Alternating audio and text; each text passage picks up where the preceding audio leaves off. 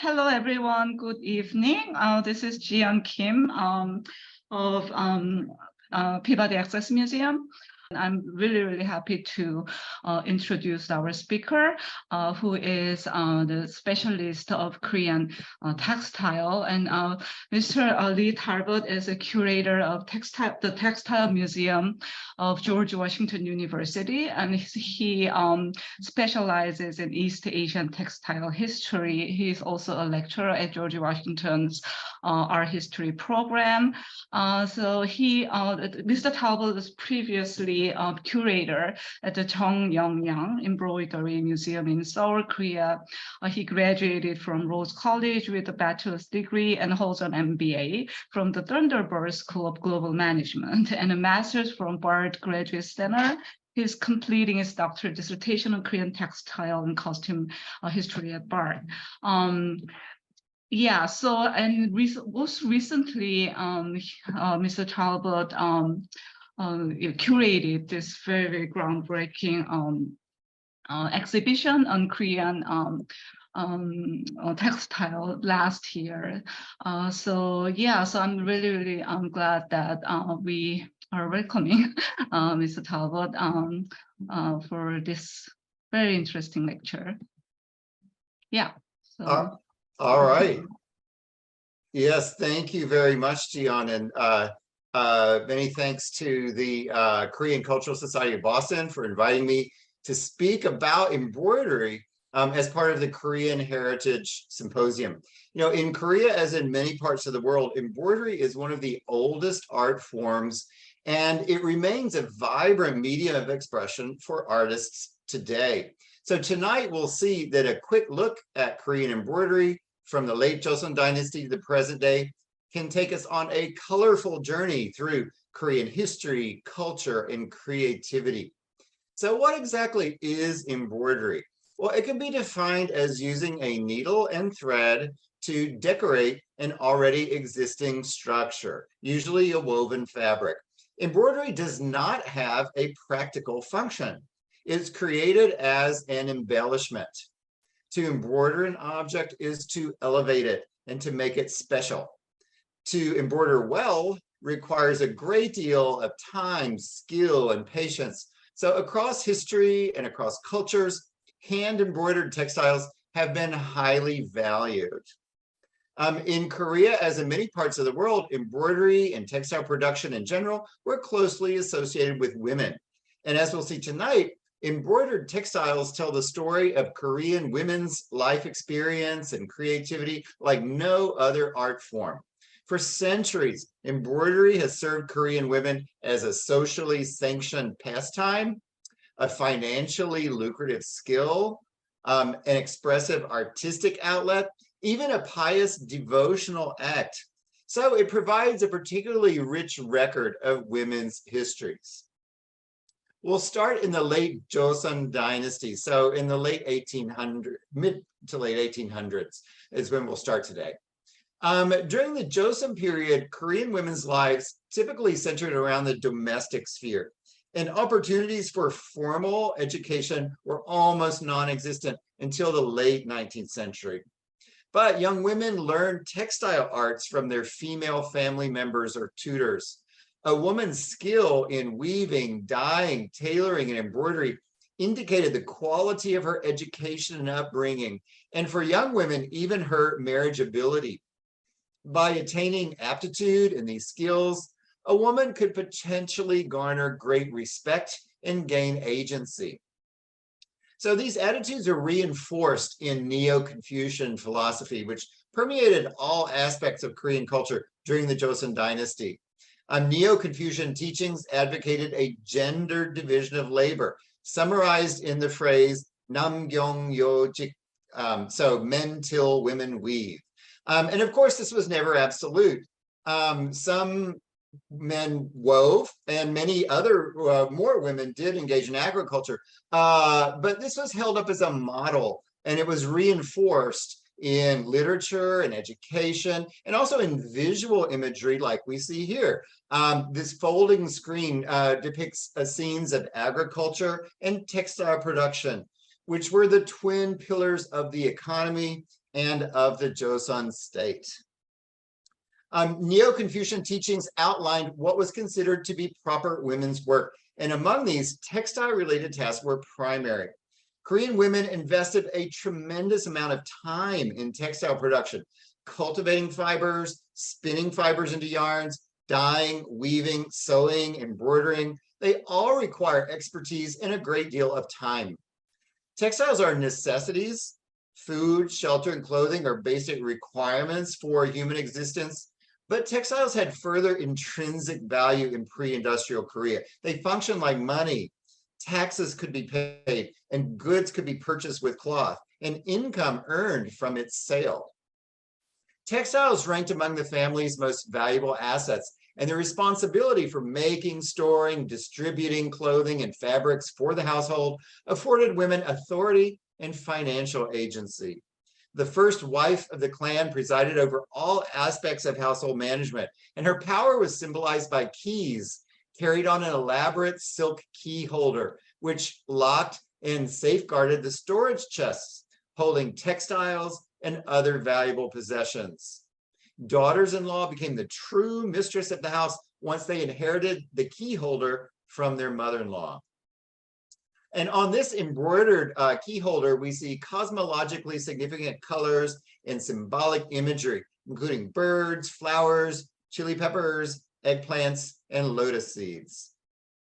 In Joseon period, Korean embroiderers worked in a vocabulary of designs that expressed auspicious wishes, and the colors held symbolic and cosmological significance in line with Neo-Confucian ideas summarized as the Myeong-ohang, or the yin-yang 5 phases. By following this and by deploying the correct colors and patterns in her embroidery, a woman could positively influence the well-being of her family, according to these beliefs. And this belief system reinforced the idea that an image could help bring about the effect of the thing that was pictured. So we see an abundance of apotropaic imagery and inscriptions expressing wishes for long life, health, wealth, all rendered in cosmologically significant color schemes. So embroidery takes a great deal of time. So generally it was only women of the upper classes, so royalty and the yangban or gentry class, who had time to embroider. Young women from yangban families spent many years making and embroidering textiles to be used in their wedding ceremonies or presented as gifts for their husbands' families. Small bags were one of the most common forms. Men and women both carried pouches, which varied according to gender, rank, and the intended use. Bags were widely regarded as vessels that could bring and hold good fortune, so they were popular as gifts. Pouches often were made of red fabric, red being the color associated with happiness and fertility in the Myeong-ohang cosmology. Bags typically carried small objects, but as we see here, you could attach needle cases, knives, and mirrors even to these bags. Women sometimes would make bags filled with aromatics, like this scent pouch in the shape of a bat with wings folded. Bats are symbols of good fortune, and the top portion is in the shape of a peach, which symbolized immortality. And below this is a protective monster face with a character for long life embroidered on its protruding tongue. Women also made cases for spoons and chopsticks, which were associated with sustenance and thus treated respectfully. Auspicious imagery on the covers was thought to imbue these utensils and their users with the blessings that were depicted. The one on the left is embroidered with inscriptions that wish for long life, good fortune, and the birth of many sons. And the one on the right with longevity symbols, such as cranes, deer, and pine trees. Women sometimes embroidered wrapping cloths, which were used for celebratory occasions, such as birthdays, engagements, and weddings. These would have been used to wrap boxes of gifts, like the one you see here, wrap boxes of gifts sent between the groom's and the bride's family. Many wrapping cloths were made to cover engagement and wedding gifts Many of these are embroidered with trees, birds, flowers, and butterflies, which were all associated with fecundity, the blessings of nature, and conjugal happiness. The leaves on the trees sometimes transform into birds, which compounds the symbolism of life and the interconnectedness of all living things. Trees are an ancient symbol in Korea, appearing in the famous gold crowns of the Shilla kingdom, where they might have represented the tree of life. And in Korean shamanism, trees hold a special place to the present day. Women in Gangwon-do in Eastern Korea, with previously somewhat isolated area, developed a distinctive regional style of abstracted natural patterns. They juxtaposed the 5 colors of the universe within a single motif to create these cosmologically powerful and thus protective wrappings. These ideas carried over into furnishings as well. In Joseon Dynasty Korea, people typically sat and slept on the floor, and the wealthy used various types of soft cushions, armrests, and pillows for sitting and sleeping. Pillows seem to have been produced in some quantity. A number of pillows and patterns have survived, and typically they're decorated with the auspicious and protective imagery that we've been seeing. Folding screens were used to demarcate space, to serve as backdrops for ceremonies and performances, and to help insulate against drafts. This example is patterned with the shikjangsang, a typically Korean combination of 10 longevity symbols. These screen panels show a subject we mentioned previously, scenes of agriculture and textile making, which were the basis of the economy in pre-industrial Korea. And while these typically were presented as gendered activities, as we see here, this was not always the case. In the panel on the right, we see women working in the rice fields. In the middle is a man weaving a mat. And then the screen on the left was embroidered by men in Anju, which was well known for its embroidery done by males working in commercial workshops. But nonetheless, most embroidery was made in the ante, or the gyubang, the women's quarters of the home, where a woman's ever-present companions were the gyujung chilu, the 7 friends of the women's quarters, the tools that she needed for making and maintaining textiles. These were seen as the female counterparts to the male 4 treasures of the scholar's studio. And like the scholar's 4 treasures, sewing tools were regarded as precious, and they were often beautifully made and decorated. They showed a woman's aesthetic sense, as well as her social status and wealth through her ability to afford them. Some women formed strong emotional attachments to their 7 friends, and a literature even built up around them. Needles kept on embroidered pads like these were a primary sewing tool. In the Chojinmun, or a funeral address for a needle, the writer, Mrs. Yu, took a traditionally male literary form, a eulogy, and pays tribute not to an august Confucian scholar, but to a prized needle that broke after 27 years of use. And she wrote, this is a quote, it says, "When I embroidered phoenixes and peacocks on thick silk and thin, your wondrously agile movements seem like the workings of a spirit. No human effort could have matched you." Says, end quote. So another well-known work of women's literature is the Dispute of a Woman's 7 Companions, which gives names and personalities to the 7 friends, with each describing their talents and how they were misused and misunderstood. The thimble is personified as Old Lady Gamtu, and she says, "I sensibly protect the fingers of all ages. Although I am pricked by the needle's ear all the time, I have thick skin which enables me to endure it and not complain. Just as a shield leads in battle, it is impossible to get work done without this old woman. And in this story, the iron also tells of its virtues of getting rid of wrinkles and also its sorrowful situation of being in a hot brazier all day long. So anyway, in this story, again, a woman has taken a male literary form to express her point of view. It's a witty satire that takes a comical look at human life and comments on social conditions using the things that surrounded the author every day. Novels were extremely popular among Joseon women, and this screen is embroidered with scenes from the novel The Nine-Cloud Dream, the Kuhunmung. Women could buy or rent the latest novels, and scenes from these soon began to appear in the visual landscape that women created for themselves through embroidery. And incidentally, the author of Nine-Cloud Dream, Kim Man-jung, was raised by a single mother who supported her family through embroidery and weaving. Many popular Korean novels of the late Joseon period feature strong female characters, and they underscore the agency women could derive from textile making.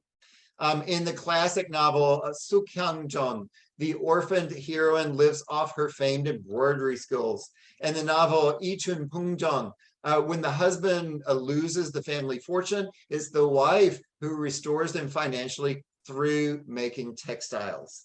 And Pak Si-jeon, another popular novel, follows a similar storyline. For Joseon women, embroidery also could be a devotional act in Buddhism. Both lay women and nuns created embroideries that expressed their religious fervor and gained merit through the act of embroidering and the donation of the object to the temple. These embroidered silk bags feature prayers for the peaceful rest in paradise for two ladies at the Joseon court named Kim and Yu. A great deal of embroidery was created domestically for family use, but there is another category of Korean embroidery, gungsu, or palace embroidery. This boryo, or floor cushion, is from a group of objects sent by the Korean royal court to the World's Columbian Exposition, the Chicago World's Fair held in 1893. Some of these were on display at the Textile Museum in Washington last year, in the exhibition that Jiyeon mentioned, Korean Fashion from Royal Court to Runway. The high quality of the embroidery, the yellow background color of this boryo indicate production by professionals working in the Joseon Royal Palace. The center medallion depicts overlaid images of the symbol man, or 10,000, associated with abundance, rendered as an endless knot, which was an auspicious motif in Buddhist iconography. Cranes, which are symbols of long life and high rank, carry sprigs of yongjicho, the fungus of immortality, in their beaks. Framing the composition, the polychrome lightning pattern references the 5 directional colors in Neo-Confucian cosmology. Creating embroidery of such high quality requires the carefully orchestrated work of many specialist masters. The government office overseeing clothing and embroidery at the Joseon Royal Court was the Sangwon, which coordinated various supply networks for raw materials, as well as the work of various specialists, including spinners, dyers, weavers, and tailors. Embroidery primarily was accomplished by women in the subang, or embroidery room. These women typically would have entered the palace at age 7 or 8, and they received instruction from senior court ladies. We also know from literature that the queen, princesses, and other court ladies often would embroider in their free time. In preparation for large ceremonial events, such as coronations and royal marriages, the Sangwon had to coordinate the production of great quantities of textiles.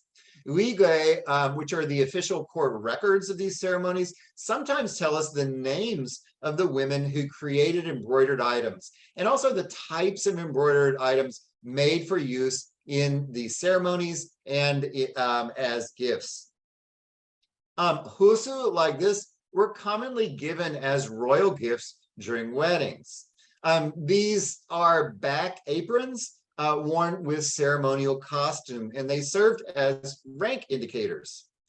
This example also is from the Field Museum and was on view in Washington last year.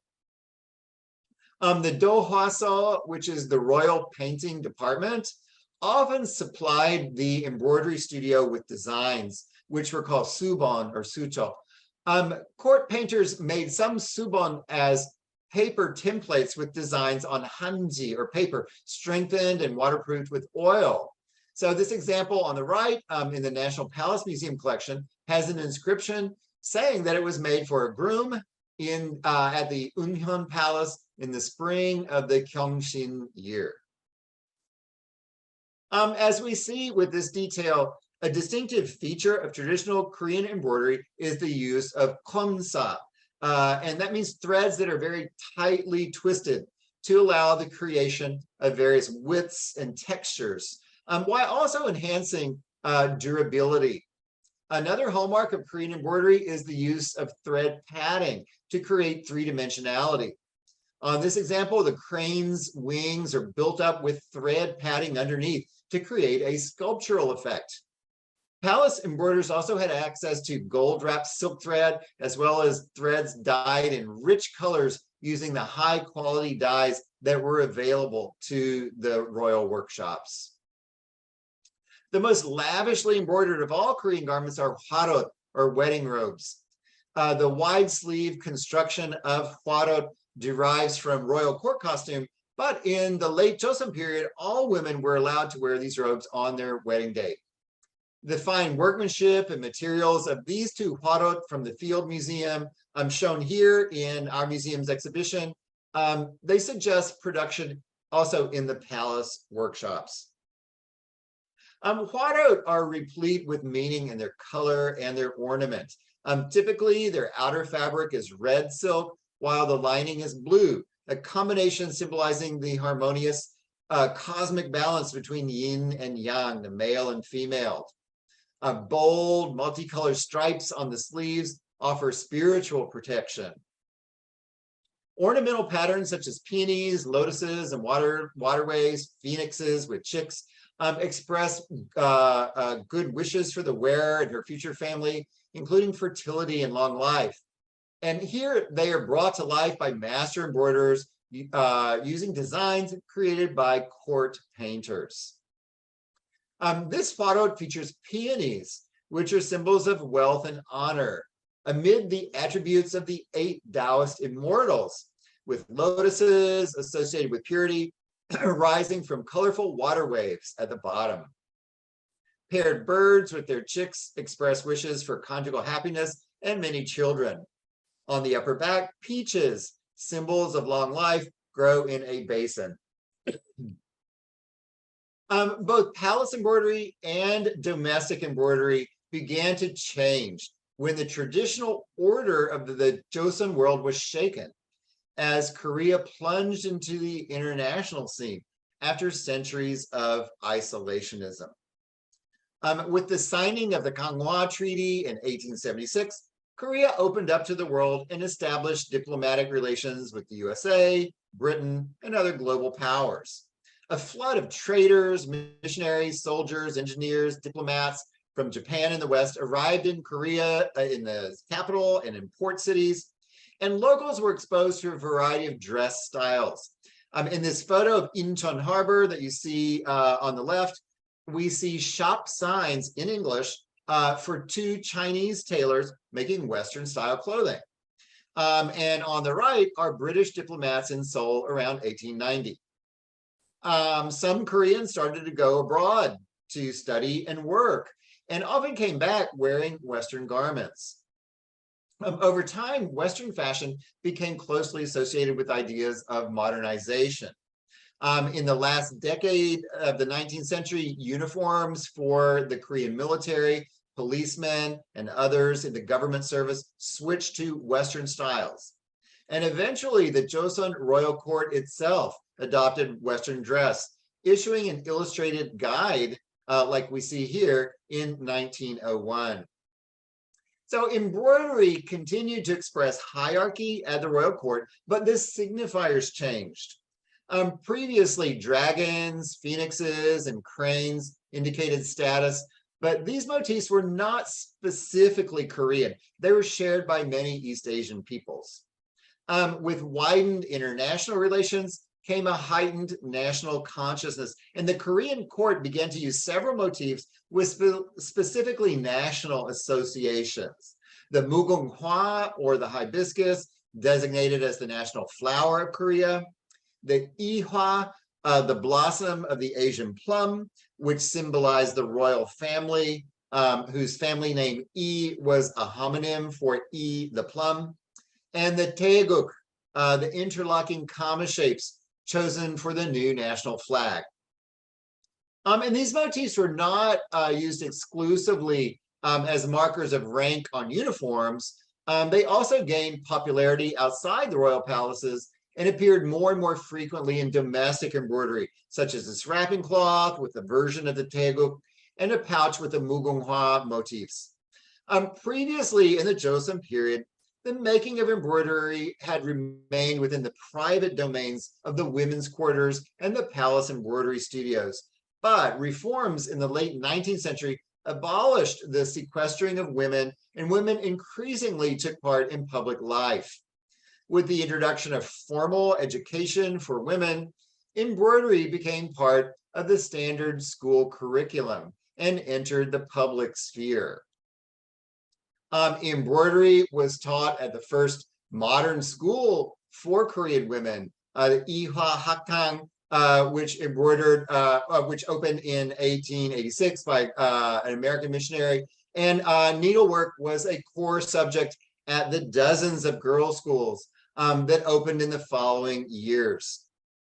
The first decade of the 20th century saw the opening of over 170 girls' schools in Korea, including Sukmyong, which together with Ihwa has had a significant place in Korean embroidery from its founding onwards.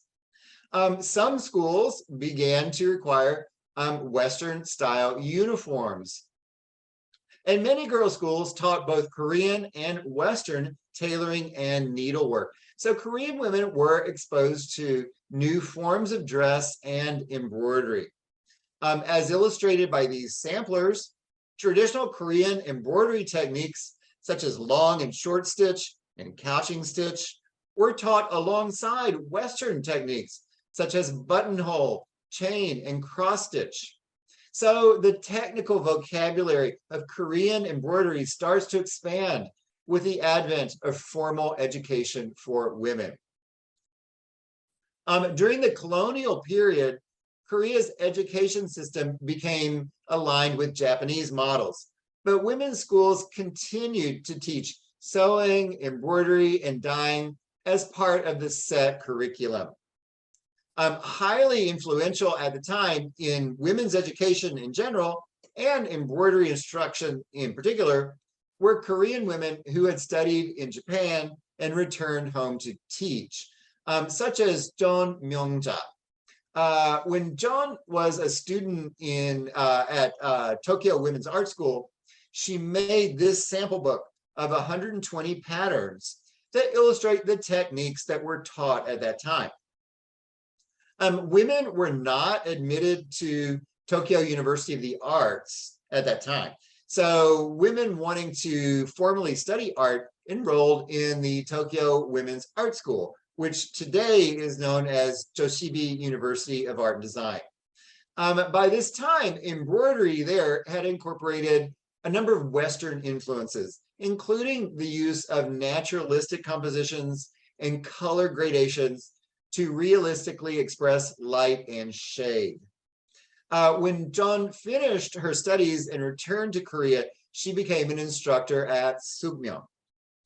And like many graduates from Tokyo Women's Art School, Jung often adopted a painterly approach to embroidery, like we see here with her work, Mother Mary, on the right. Most art schools in Japan offered a curriculum similar to that followed in the West at the time, including life drawing, oil painting, and watercolor. So students at Tokyo Women's Art School studied all of these, but most of the Korean students focused on embroidery because that was seen as the best track for employment and financial independence after graduation. On the left is another of John's embroideries, and on the right is one by Kim So-pan-rie, another graduate from Tokyo Women's Art School, who became a professor in Korea. Largely through the influence of instructors such as these, Korean women began to make embroideries that were not just functional domestic objects. They were valued and perceived as works of art, and they were often signed by their makers. And the subject matter began to expand beyond the traditional vocabulary of didactic and auspicious patterns. In addition to tightly twisted threads, the konsa, which I mentioned before, that was favored by Korean embroiderers during the Joseon period, Korean embroiderers began to use bunsa. It's a smooth silk floss that creates a very different surface texture. Color choice expanded when aniline dyes started to become widespread after the opening of Korea. And in the first decades of the 20th century, the vivid primary colors of the Joseon period gave way to softer colors in a wide variety of shades. These changes in embroidery occurred in tandem with rapid changes in women's roles in society. This was the era of the new woman in Korea, which witnessed the expansion of women's spheres of activity. Periodicals for women, such as the magazine called New Woman, give us insight into women's thoughts, ideas, and lives at the time. And we see that Confucian attitudes still prevailed and limited women's prospects, but women did have new opportunities, and embroidery was one socially acceptable avenue through which women could earn income and potentially gain financial independence. As we've seen, some found employment as embroidery instructors, but others opened handicraft supply and retail shops. With the emergence of the new woman in Korea, private institutes began offering embroidery classes for women who didn't have the chance to enroll in formal educational institutions. These vocational schools for women not only trained the students and publicly displayed their embroideries, but also helped them earn income by selling their work. In 1928, the Joseon Women's Handicrafts Society stated, to increase their status in society, women need economic independence. Therefore, we need to educate women in embroidery, painting, and handicrafts, which are what Joseon women are skilled in, to inspire women's minds to become professionals and to contribute to the improvement of Joseon's poor economic situation. So what this shows is that embroidery in Korea was no longer perceived as just a domestic handicraft. It's become commercialized, and it's seen as an economic opportunity that could benefit the maker and even the nation as a whole. And we start to see more and more public exhibitions of embroidery in Korea, with this increased perception of embroidery as an art form to be appreciated. Newspaper accounts tell us about widely attended exhibitions of embroidery by students and artists alike. So embroidery was pushed further into the public sphere in the first decades of the 20th century. Publications and private academies were influential in popularizing new embroidery styles, particularly so-called French embroidery, which was the term used to describe all Western embroidery. Lifestyles were changing rapidly in Korea, which heightened the popularity of new textile forms, such as tablecloths, coasters, and doilies, and novel styles of embellishing them with embroidery. Western style embroidery began to be viewed as appropriate for modern society because of its perceived practicality. A 1925 article, for example, in the Joseon Ilbo, stated that traditional Joseon embroidery was beautiful, but Western embroidery is more practical because it can be made more quickly and it's easier to wash. Starting in 1932, the American company Singer began to offer machine embroidery classes. Sewing machines were available for sale and also for rent. So the increased popularity of new embroidery styles also went along with the importation of Western embroidery tools, which were aggressively promoted by companies such as Singer. And yet, traditional Korean embroidery did not die out. Embroiderers from the royal court to common households carried on the techniques, motifs, and color schemes of the late Joseon. The medicine pouch on the left was made at court in 1922 for the newborn son of the crown prince and features the traditional longevity symbols and the gold couching that's the hallmark of Joseon court embroidery. On the right is a pouch created in minsu or folk embroidery during the first decades of the 20th century. Even the most progressive embroiderers continued to work in traditional formats and genres. We've discussed Jeon Myung-ja as being an influential figure in propagating a new embroidery style, but for this large folding screen, she chose a traditional subject, scenes of agriculture and sericulture, rendered it in a schematic perspective, bold palette, and tightly twisted threads that are more typical of the Joseon period. After the Korean War, one of the biggest proponents of embroidery was Chung Yong-yang. She became well known as an embroiderer, a teacher of embroidery, and also as a textile historian who has helped to introduce English-speaking audiences to Korean embroidery through publications such as those that we see here. Like many generations of Korean women before her, she learned embroidery from her mother and other female family members. During the Korean War, she and her family fled Seoul for the countryside, where she learned sericulture, weaving, dyeing, and other textile-related skills from local women, and she taught them the French knots and other Western techniques that she had learned in Seoul.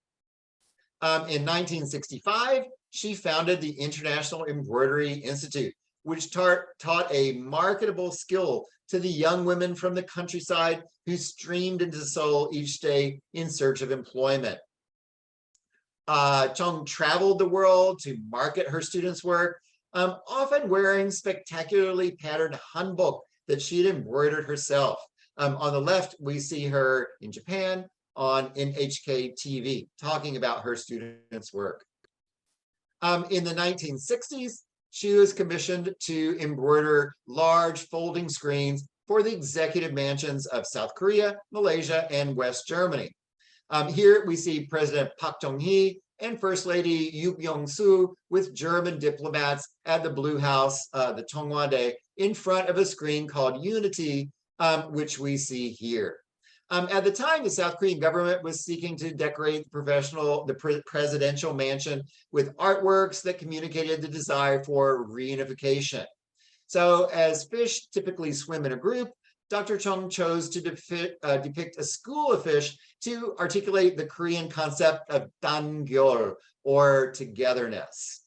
And although the school of fish is two colors, the gray and red symbolizing the North and the South, they're all moving together as a group, expressing solidarity and hope for reunion. From the same series is unification, and its features of Korea's national flower, the mugunghwa. This is configured in the shape of the Korean peninsula, with the white flowers on the left symbolizing South Korea, the red flowers on the right representing the North. And this blossoming branch of mugunghwa expresses the hope for reunification, as well as ideas about the strength and fortitude of Korea's national spirit, because the mugunghwa is renowned for its power of endurance. Applying just 1 square inch of such fine needlework as we've seen on these screens entails many hours of labor. So works this large required months, even years to complete. In 2004, Dr. Chung founded the Chung Yong-yang Embroidery Museum at Sookmyung Women's University in Seoul. And this museum places Korean embroidery in global context, with embroideries from around the world, dating from the 5th century BC to the present day. Another influential figure in the field of embroidery in the post-Korean War period was Lee Hak, known as a master embroiderer and calligrapher. She founded the Lee Hak Culture Art Institution and was awarded the Order of Cultural Merit in 2000. This folding screen in the collection at the British Museum in London depicts the shipjangsang, the traditional 10 longevity symbols that we've seen.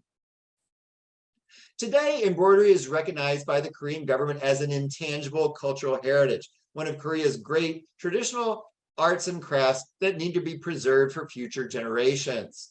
Holders of this skill, such as Han Sang-soo, whom we see here, are eligible for government subsidies that help them carry on and teach this art form. Although not an embroiderer, a key figure in Korean embroidery in the second half of the 20th century was He Dong-hwa. He began as a collector of traditional Korean wrapping cloths and embroidery, and in 1971, he opened the Museum of Korean Embroidery in his home.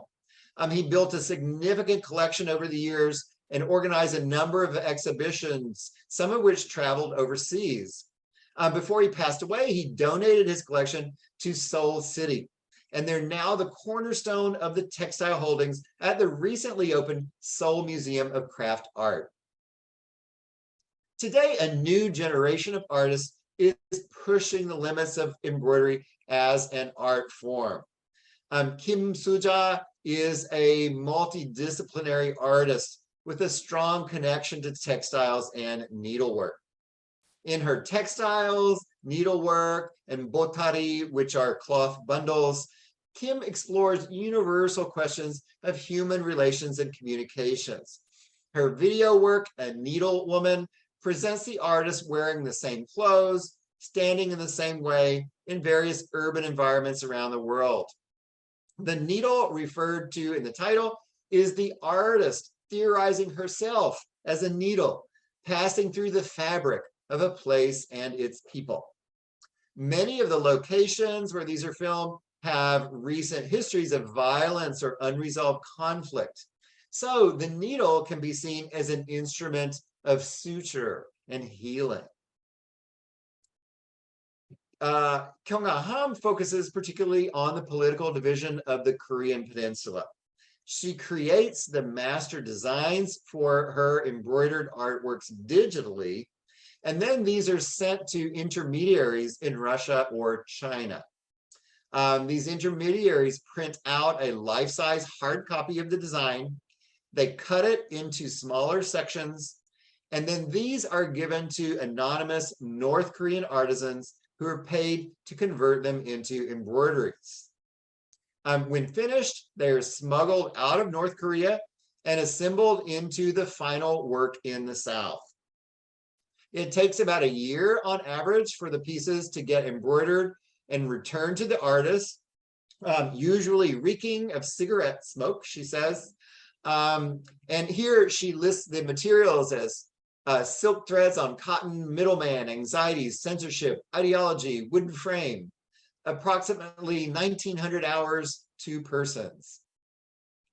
So it gives you an idea of the time that goes into these kinds of embroideries. The fallen chandelier represents the shattering of Korea's bright future at the end of World War II, when the newly liberated country was divided. This embroidery is in the collection of the Victoria and Albert Museum in London, and it features the phrase "big smile," which is a common North Korean motto. Ham took inspiration for this overall project from a North Korean flyer stuck to her parents' front gate of their home. And she says, and this is a quote from Ham, she says, "It was a means of communication between North and South Korea. So I wanted to communicate with North Korea in my own artistic way. I was also interested in exchanging something with strange, random people.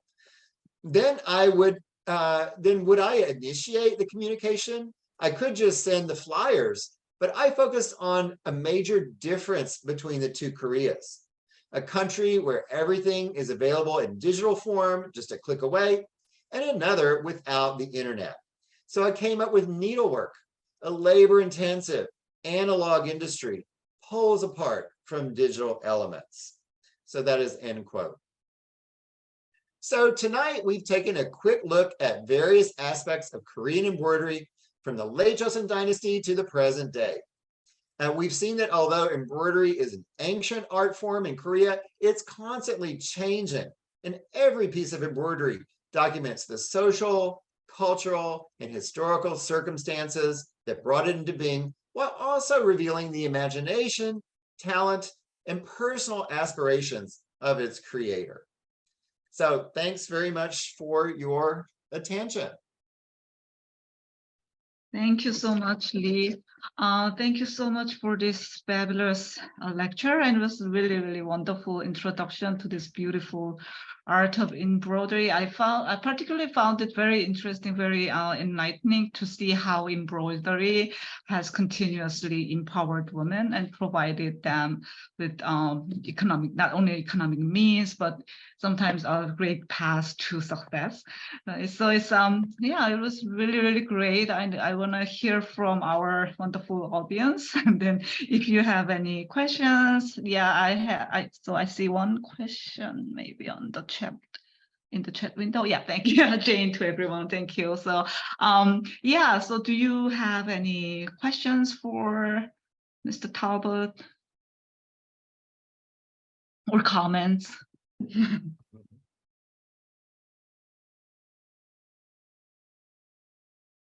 There is one question early on, and this is to oh yeah, Lee right. Talbot. So Yeah. from Grace, yeah, how would art be distinguished from craft? So, That's a very difficult question. yeah. And it's funny because the museum that I mentioned, the new one in Seoul, it's called the Seoul Museum of Craft Art, which I thought was kind of funny. Like, you know, is it art or craft? But they're just sort of, they say the same, you know, they're putting them together on the same field. So I think it's really hard to say. I mean, I consider, you know, some people would call embroidery a craft, but I consider it an art because it is an expression of the person's feelings, an expression of their culture, and an expression of their talent. And so to me, that represents an art. So I would consider embroidery an art, not a craft. Yeah.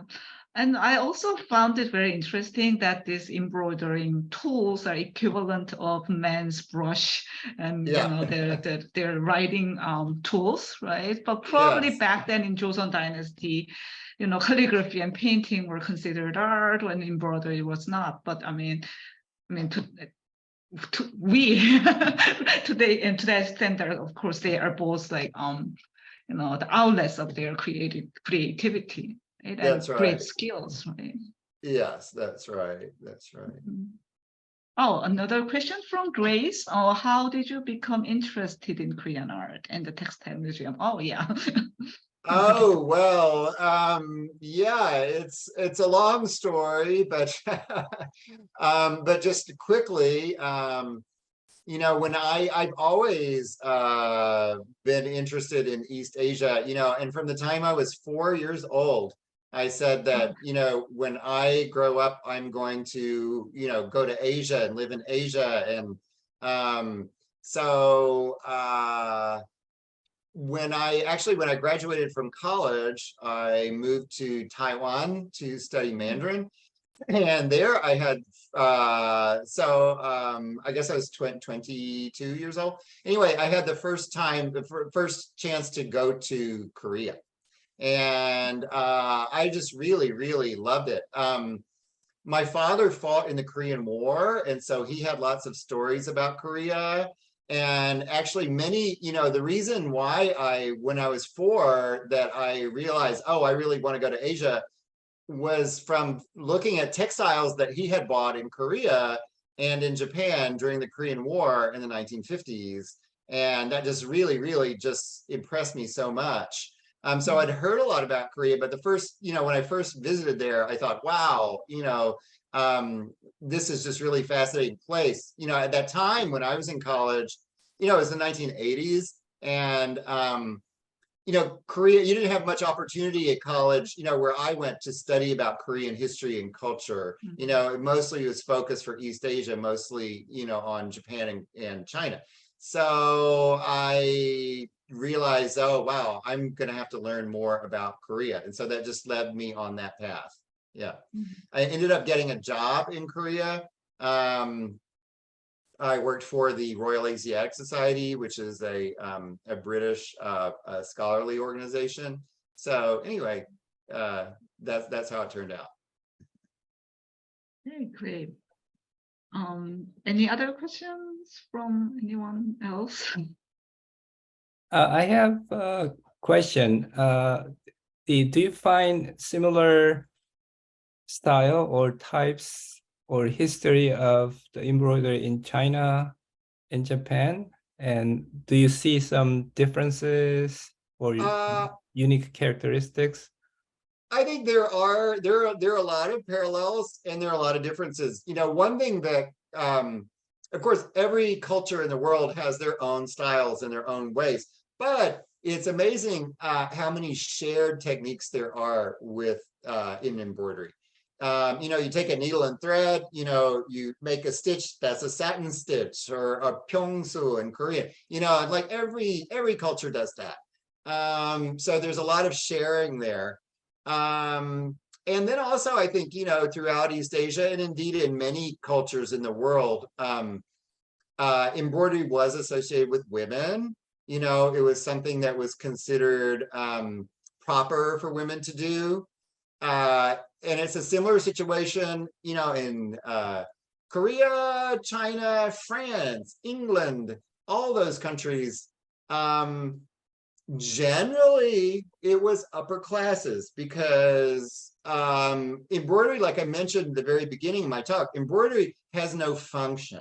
You know, it's just ornament. It is embellishment. And so when you're embroidering an object, you're not creating something that's useful. I mean, you might be embellishing a practical object. So what you find across cultures and across the world is that it was usually associated with women who had leisure time to be able to learn to embroider and to be able to embroider well and to be able to afford, you know, the materials needed for embroidery. Thank you. Yeah, so I think Kyunghae's question is similar to Professor Kim's question.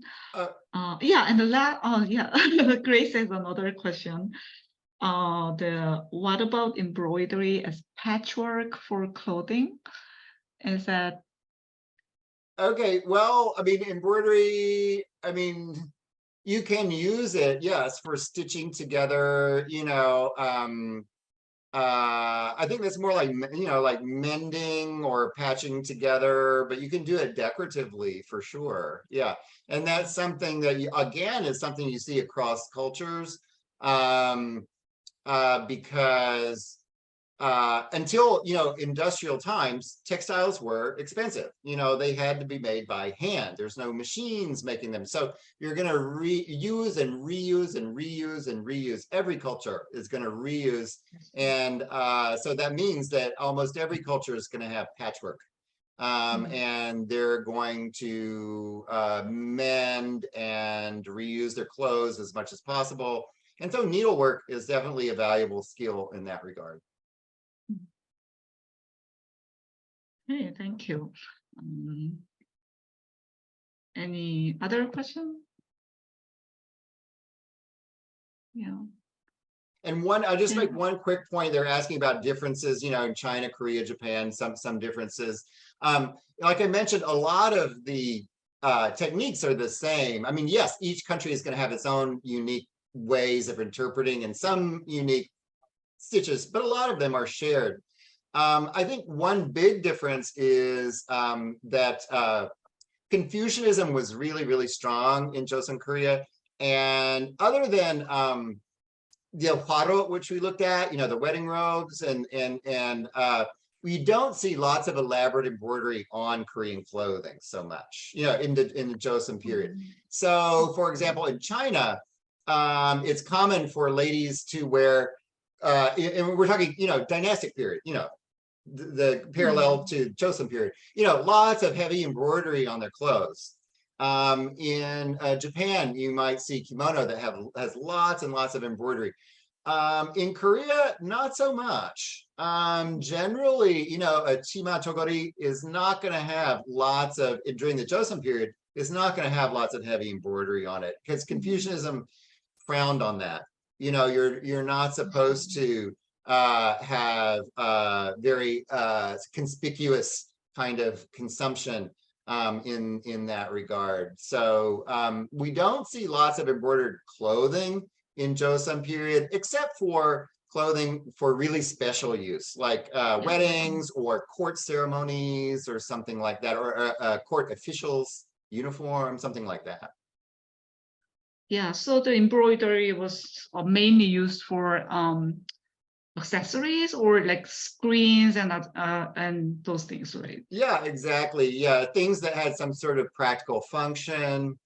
And even the embroidery, like I said, embroidery doesn't really have a function, but actually in Joseon, it did have a function in that they thought that those motifs were bringing good luck, you know, like, and so, Yeah, exactly. you know, it's not like it's just decoration. They honestly felt like those motifs and those colors were actually going to bring benefits to them. Yeah, so right. there is a And function. Also, yeah, and also I found out the use of this 5 color. That's also rather unique in Joseon, right? Yes. So that the concept of 5 color kind of exists in China, but they didn't really use those 5 colors so commonly, right? So they Yes, but in Korea it's like very obvious visually. Yeah, you see it. Yeah. Okay. Yeah, okay. So another very interesting question from Jae-ok Lee. The connection between minhwa and embroidery.